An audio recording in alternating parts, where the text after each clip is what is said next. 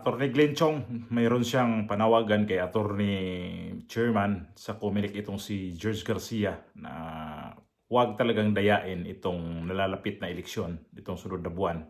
So, kinonfirm talaga nito ni Glenn Chong na may namumuong pandaraya itong eleksyon na to kasi yung Facebook account daw niya ay pinatanggal nitong si George Garcia para hindi siya makapagsalita tungkol ho nito sa nalalapit na eleksyon kasi meron daw siyang mga hawak mula pa noong 2010 na mga ebidensya na nagkaroon na ng dayaan noong time na yon. So hanggang sumapit ang 2016, 2022 at ito naman 2025 ay mayroon siya talagang paninigurado niya na magkaroon talaga ng dayaan to. Kaya ito siya, binigyan ng warning itong si George Garcia na kailangan ibalik ang kanyang Facebook account na tinake down ng Facebook at ayaw talaga niya na tantanan itong si George Garcia kasi alam niya na may dayaan talaga nangyayari noong nakaraan pang mga eleksyon. So itong video, panoorin po natin na ang sinasabi ni Attorney Glenn Chong. And gusto ko magpasalamat sa inyo for protecting us, for showing your support sa amin. Alam ko na ang issue ko dapat ay election fraud. Yung pandaraya sa ating halalan. Nakita ko doon, nandun ang spokesperson ng Comelec. So alam ko pinaghandaan. Nandun ang Comelec. Siyempre, pagkatapat kami, nilatag ko kagad sa harap ang 6 na USB. Plus may dala pa akong tatlong envelope na nakakapal plus isang pula. So pinakita ko sa kanila, ready ako. Hindi fake news ang pandaraya sa halalan. Exactly. At doon, napag-alaman ko, di ba, ang sabi, dito ko na lang sasabihin sa inyo, wala na kasi akong social media eh. Ginorgor na yung account ko eh. Yun lang. Pero anyway, babalik na lang ako. So, sa inyo na muna. Nung nandun yung Meta, di ba, nandun yung dalawang opisyal ng Meta. Oo nga. Yung isa pa ulit-ulit na sinasabi, Comelec. So, alam ko na, ang nagpagorgor sa akin ng Comelec, si George Garcia yan. Now, ikaw, George, makinig ka. May pinangako ako kay Lisa. Yan. Kay Lisa Marcos. At dadalhin ko yan sa huling hantungan ko for as long as hindi ibabayulit ni Lisa Marcos. Isa doon, yung Facebook account ko. Pag tinanggal ni Lisa Marcos yung Facebook account ko, ilalabas ko yung manipulasyon sa Korte Suprema. Dahil tinanggal mo, ilalabas ko yun. I'll give you 3 days. Pag hindi mo pinalik ng 3 araw, by Friday, ilalabas ko yung affidavit ko tungkol kay Lisa Marcos. Sa pandaraya, hindi, pandaraya sa Korte Suprema. George Garcia, 3 araw until Friday. Pag hindi mo binalik yan, ang Facebook account ko, susulatin ko na actually ngayong gabi ang affidavit ko. I-release ko yan by Friday at the close of business hours alas 5 ng hapon. Pag hindi nabalik ang account ko, ikaw mayayari kay Lisa Marcos. Attorney, kamakailan po ay may mga natagpo ang parapernalya sa Davao. Ano po masasabi niyo po sa mga parapernalya na nasa isang bahay lamang? Sa Comelec po yun. Alam niyo, pag dinala yung parapernalya ng eleksyon sa bahay, ang papasok sa isipan ko, yung 65 Picos machine na nandun sa bahay ng Smartmatic Technician sa Antipolo noong 2010, natandaan ninyo? Doon sa bahay niya, 65 Picos machines yun. Na pagdating ng nag-inspeksyon, mainit pa mga makina, ibig sabihin ginamit. Katapusan na the next day na to ng eleksyon ha. So, yun ang pumapasok sa isipan ko. Hindi po na ako nagsasalita tungkol sa ating darating na halalan kasi inaantay ko itong hearing na to. Ready ako. Actually, sabi ko nga sa inyo, pag-upo ko, ang katapat ko si Rex Laudianco, yung director ng spokesperson ng Comelec. Nilatag ko kaagad ang 6 na USB ko. Sigurado ako. Bakit 6? Isa sa 2010, isa sa 2013, isa sa 2016, isa sa 2019. Hinati-hati ko. Kasi kung sakaling tanungin ako, pero hindi matapos, yung year lang na yun. Ayokong ipakita yung iba. Kasi makikita nila, mababantayan nila. So hinati-hati ko yung eleksyon. Plus may dalawa akong master. Kasi nangyari na yan sa akin dito sa Santo Tomas. Nagbigay ako ng speech. Magbibigay ako ng speech. Ang katapat ko, ang Mandarayang PPCRB. Nung binigay ko yung USB, pagbalik, walang laman ng USB mo, binura pala nila. So, wala noon, nagdadala ko ng extra. So, nilatag ko sa harap ko. Pinakita ko kay Director Laudianco, yung spokesperson, handang-handa ako sa'yo. Tapos may dala pa akong dalawang staff na pitpit yung mga dokumento. Kung pinagsalita nila ako tungkol sa halalan, ayari si Pumilik. Goodbye, rest in peace. Si George Garcia, number 1 fake news. At napag-usapan nga po ang patungkol sa video ni BBM na nagdodroga. Dapat po ba, since fake news ang gusto nilang talakayin, busisiin at talagang alamin ng Kongreso kung talaga bang totoo, hindi yung fake news at ito po ay matuntukan ng issue na to kasi binuhay po nila ito para maliwanagan na rin ng taong bayan. I think it's in the best interest of everybody na tapusin tong inquiry na to. Yung sa video, pwede naman na siguro nilang, well, depende kung kay Marlica, kung ipapadala niya yung investigation. And, well, let's take it from there sa susunod na hearing. Tingnan natin. Basta ako, I'm always prepared sa issue ng pandaraya sa eleksyon. Kasi pinag-aralan ko talaga yan ng 14 na taon. O tingnan ninyo, mga kababayan, kung gawa ko lang yung istorya ng dayaan, hindi ako magpapakita doon. Kasi kakatayin ako ng buhay. On the other hand, USB pa nga lang pinakita ko, umatras na si Comelec USB pa lang pinakita ko, umatras na. Pero may laman yung USB hindi yung bluff. Hindi yung bluff. May laman yun. Mabibigat ang laman doon. Yung tatlong makapal na folder, actually ganito makapal smoking gun yun. 99 smoking gun, hindi lang 1 smoking gun, 99 smoking gun. Kumbaga, magbabarilan kami, 99 ang hawak kong baril.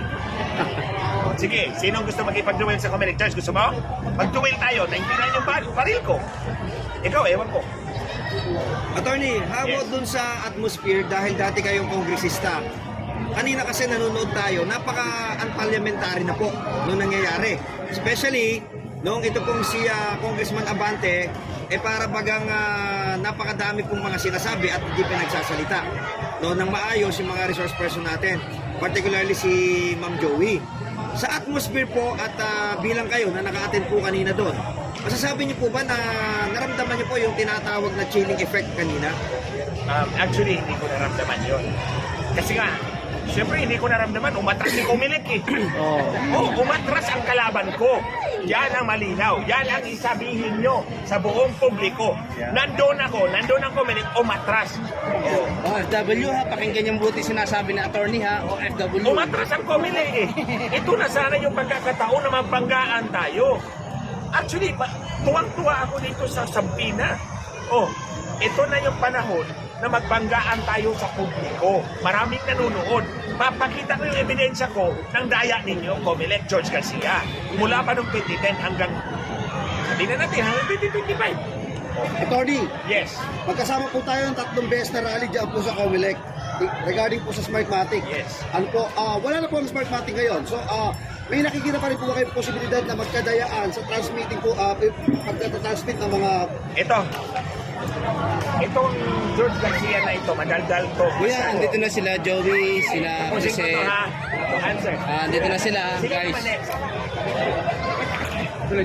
Sabi ni George Garcia, yung QR code sa resibo ninyo, pwedeng i-verify doon sa makina. Tinanggal yan ngayon. Wala na. Hindi na mabiverify ang QR code sa resibo. Ibig sabihin, dadayain talaga itong eleksyon na to. Sir, siguro Hindi pwede. Hindi last na question, sir. Paano tayo makasigurado, sir, na ligtas po yung mangyayaring eleksyon at ano yung habol natin kung sakaling may dayaan? Walang ligtas na eleksyon sa panahon ni George Garcia. Klaruhin ko yan. Walang ligtas na eleksyon sa panahon ni George Garcia. Kung gusto mo, George, pumunta ka doon sa hearing, doon tayo magbanggaan.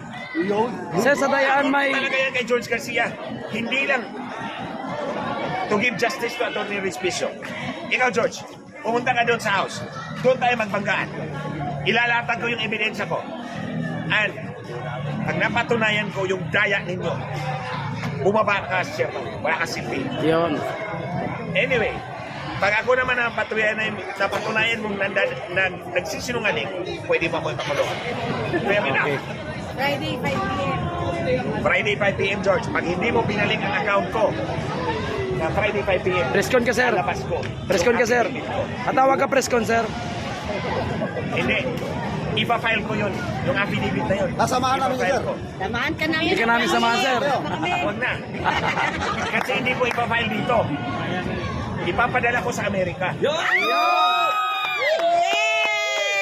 Ipapadala ko sa Amerika para doon ibulgar. Hindi ako pupunta doon. Ipapadala, email lang naman yan eh.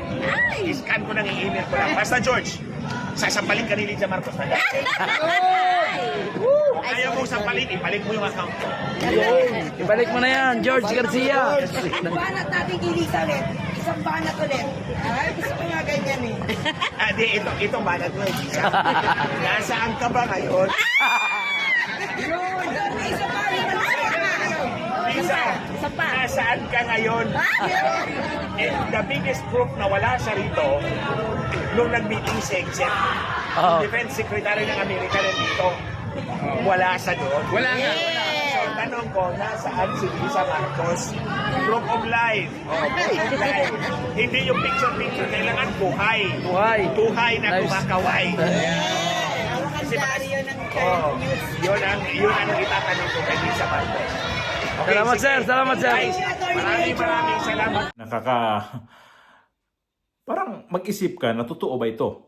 Pero yung sa mga sinasabi niya noon pa na tungkol ho dito sa mga Comelec na dapat ito siya dapat ay nagiging Comelec commissioner rin dapat ito. Kaya siguro to siya may naglalabas ng mga istorya tungkol ho dito sa Malacanang, itong si Lisa Marcos at saka itong si Lucas Bersamin. Mayroon siya mga sinasabi dyan na parang dapat siya i-appoint din dyan sa Comelec pero hindi yun natuloy. Dahil hindi yata nagbago si Lisa Marcos sa kanyang opinion na dapat siya kasama dyan sa Comelec noong pag-upo ni Bongbong Marcos. So ang dami niyang mga sinasabi noon na ito si Lisa Marcos nga ang manipulate dyan sa sa Comelec.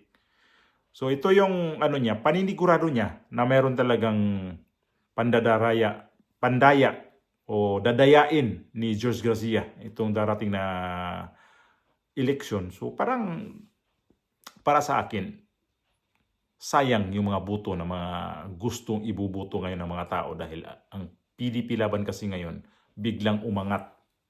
Nakita natin sa survey na dalawang survey, yung Okta Research at itong SWS ay ang PDP laban, mga kandidato, lalong umangat nung itong huli lang na survey. So, ito ngayon, ang isa ko sa naisip talaga na ang alyansa ay hindi talaga sila pwedeng susugod sa Visayas at Mindanao na sabay-sabay.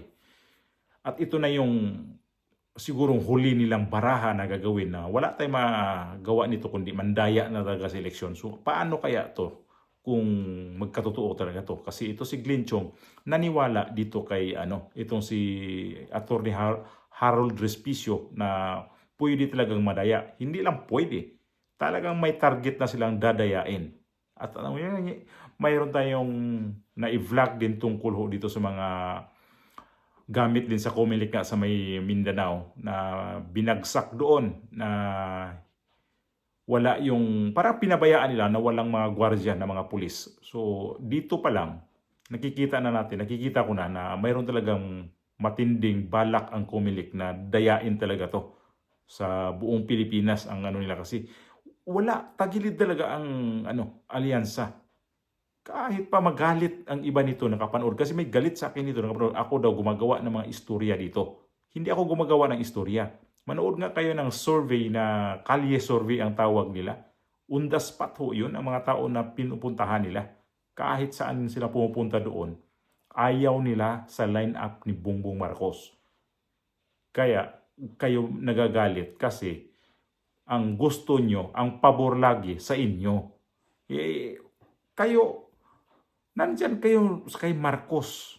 Kami nandito sa kabila. Hindi naman po pwede ang politika na walang mga kritiko talaga. Kayo, kritiko kayo kay Pangulong Duterte. Kami, kritiko kay Bongbong Marcos. Ganun ho yun. Kayo, gumagawa kayo ng mga fake news dito sa kay Duterte. Tapos ang mga sabihin naman dito sa ang mga pro-Duterte gumagawa ng fake news. Ibig sabihin, pare-parehas lang. Huwag kayong magalit. Kung ako nga, sabihin ko sa inyo, hindi ako nanonood ng mga video o nagbablog dyan sa kabila kasi mairita ka lang sa mga sinasabi nila. So kayo na nandito na nakapanood sa akin na ayaw nyo sa aking tema sa aking pagbablog tungkol dito kay Bongbong Marcos, di wag na kayong mag-comment o wag na kayong umalis na kayo dito sa sa papanonood. Wala naman kayong mapapala dahil hindi naman talaga ko sa inyo. Kaalyado dyan sa kay Bongbong Marcos. Dyan, ba't ako pupunta dyan? Alam ko na yung background talaga dyan. Ultimo nga, mag-hair follicle, ayaw nga pumayag. Ba't ayaw niyang pumayag? Kaya isa yan sa mga tao ngayon na nawala ng gana dito kay Bongbong Marcos dahil tumatanggi sa dyan sa sinasabing mag-hair follicle test. Kayo nga, na kumakampi sa kanya, kayo ang sa kanya, nagdidipinsa sa kanya. Tanungin ko kayo, bakit ayaw ni Bongbong Marcos mag-hair follicle? Ba't kayo dinipinsaan pa yung nagtatawas ng mga presidente? Nakakahiya yan. Hindi nyo ba alam dito sa ibang bansa? Kilala na siya na gumagamit sa mga ganyang masasamang bisyo na yan. Kami ang napapahamak dito sa ibang bansa na pagtanungin kami, ako sabihin ko talaga, oo, totoo yan. Totoo yan kasi kung hindi ba naman totoo yan, kung hindi siya gumagamit, ba't tumatanggi dito siya sa hair follicle? Patanggihan yan. Pag gusto niya yan, na malinis yung pangalan na hindi talaga siya gumagamit, go. Magpabunot ng buhok o anong gagawin sa buhok niya. Para magkaalaman talaga tayo. Tapos kayong kayong humusga sa amin na lagi kami sinagsasabi ng bangag. Bangag naman talaga. Tingnan nyo nga magsalita yan. Bangag. Huwag kayong magagalit pag sabihin ng bangag kasi totoo yan. Kung bukas na bukas, halimbawa o susunod na araw, magpa-drug test, tapos ang resulta is negative, ay di tatahimik ang issue. Tatahimik na yan, wala na yan. Ngayon, nagagalit kayo, tapos pati sa Kongreso, inimbestigahan na yan, lalo patuloy nakilala si Bongbong Marcos na gumagamit ng droga dahil pinapakita doon ang kanyang video na gumagamit. Hindi lang yan napapanood sa Pilipinas. Napapanood din yan sa ibang bansa at alam na sa ibang bansa. Hindi mga OFW ang nakakaalam yan, pati dito sa mga kilalang personality dito sa ibang bansa, mga politiko, kilala si Bongbong Marcos na gumagamit. Kasi nga, sa ng mga balita na bakit daw ayaw magpa-drug test? Kung hindi ba naman yan tunto ng amo ninyo, di magpa-drug test na. Tingnan nyo nga magsalita yan. Kung may ka-espiritu ba yung pag magsalita? Wala. Dahil wala na siya Lutang na nga Nangingiwi na nga Dahil sa tawas ho yun. Kaya itong eleksyon na to, wala na siyang ibang choice dyan. Dayain na lang talaga niya para sabihin talaga na malakas ang kanyang kandidato, mahina ang kanyang kandidato, mahina ang, sabi pa nila, malalangsang line-up. Mahina yan.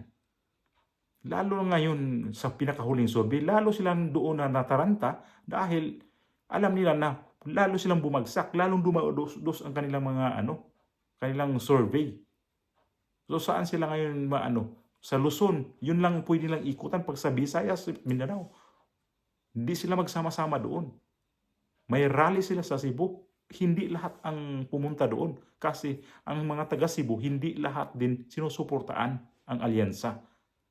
Ilan lang suportaan? 8 o 9 ang pwedeng suportaan ng taga Cebu. Ang kanilang kumandidatong si Gwen Garcia, yan lang yun ang kayang suportaan niya.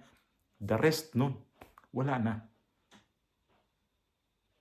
Tapos, yan ang anuhin nyo. Yun ang ikagalit nyo sa mga Duterte supporter. Tapos sabihin pa, bayad. Huwag kayo mag-ibinto na binabayaran ang nagbablog tungkol dito kumakampi kay dating Pangulong Duterte. Kaswerte ba kung nagbabayad ang mga Duterte sa mga ano? Wala nga sila ngayon magbabayad sa mga vlogger, halimbawa. Pwede nila ako, di naman ako vlogger eh. Ang ginagawa ko lang dito, ilabas ko lang talaga yung naramdaman ko dito sa nakikita ko sa politika sa Pilipinas. Yun lang talaga kung bakit ako nandito lumabas. Kasi nanood lang tayo, nakikiusyuso ka lang sa mga social media ngayon, hindi ka magsasalita. Ako mismo, hindi ko magsasalita dyan. Hindi pwede na.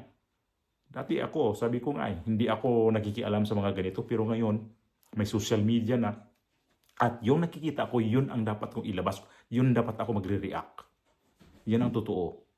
Pero tungkol pa sa mga bagay dyan na porkit nandito nagpahayag kay Pangulong Duterte, binabayaran ang nagpapahayag tungkol sa kanya, hindi yan. Sa ngayong panahon na to, hirap sila sa kanilang financial dahil marami silang binabayaran ngayon kasi si Pangulong Duterte, alam natin nandito sa dahig. Malaki ang kanilang gastos dyan. Sa mga abogado pa lang, sa pamamasahe sa kanyang pamilya at tumira sila dito kung saan sila tumira niyan. Nagbabayad sila. Tapos nagbabayad pa sila sa mga vlogger. Halimbawa lang, kaswerte ba sa mga vlogger na binabayaran? Pero ito kay Bongbong Marcos, alam ko, binabayaran para gawin niyang tagapagtanggol sa kanya. Maraming nagsasabi niyan. Mismo yung iba dyan, nag-away-away nga sila dyan eh. Nagdugasan sa bayad ng sa kung saan ang galing. Mayroon dyan eh. Yung bungal dyan na yung akla niyan eh. Yung si Nino Barsaga. Bayad yan. Siya mismo. Sila mismo na may mga conversation sila dyan. Napanood ko yun. So, ito, ibalik nyo sa mga dito sa mga supporter ni Pangulong Duterte, mga vlogger dyan. Yung mga vlogger dyan na mga kilala. Sabihin nyo, bayad. Ay nako. Maniwala kayo dyan. Kaswerte nga ba kung nagbabayad ang mga Duterte sa mga vlogger? Wala yan. Hindi yan sila binabayaran. Ang importante, nagpahayag lang ng totoo ang mga tao ngayon. At ito na yun. Dumami na ang nagpahayag ng totoo. Ako, mismo kailan lang ako nagpahayag nito? Bago matapos ang 2024, doon ako nagsimula. Kundi pwede manahimik ako dito. Kasi nakikita ko talaga kung gaano ba talaga gaspang kagarapal ang ating gobyerno ngayon. Nakakahiya na talaga. Pera ng taong bayan ginagastos, pati PhilHealth. Ano nangyari ngayon?